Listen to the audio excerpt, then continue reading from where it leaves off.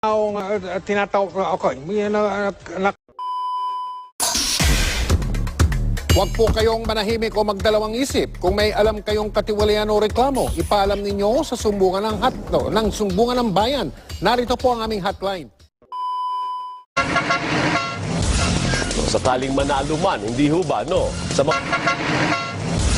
Sakaling manalo man, hindi ho ba, no? Sa mga uuwi bukas galing sa long weekend, Ate B. Di ba nanalo, tuwang-tuwa kayo. Naku, magpakarga na po kayo dahil may pagtaas na naman sa presyo ng petrolyo sa susunod na linggo. Maglalaro po sa 90 hanggang 1 Gs. Good luck naman. Kada litro ang dagdag sa gasolina. Sa diesel naman, 55 hanggang 75 centavos kada litro ang itataas. Pati kerosene po magmamahal din ng 45 hanggang 55 centavos kada litro. Lahat po dagdag. Eh, ganyan talaga. Tiis-tiis. Ibig din namang nagtapos ang prayer march sa Maynila na yan. Pero bago nagwakas, sari-sari muna eksenang nasaksihan sa pagitan ng mga pulis at mga ralista. At live...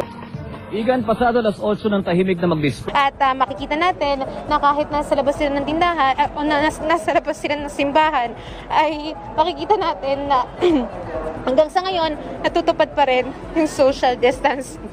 At yun na muna ang latest.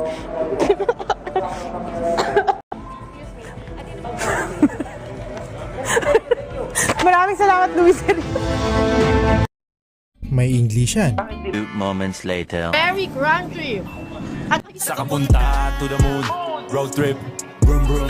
Good vibes naman ang hatid ng susunod nating bida nang siya'y matawa sa maling pagkakabigkas niya. Ang tumatayo doon sa mga markings na nakalagay sa labas ng simbahan. At makikita natin na kahit nasa labas sila ng tindahan, o nasa labas